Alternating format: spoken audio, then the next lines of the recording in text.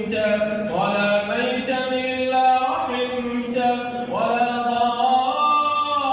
ضالا تائها إلا إلى الطريق هديته ولا حاجة لك فيها رضا ولنا فيها صلاح إلا قضيتها يا قاضي الحاجات ويا مجيب الدعوات.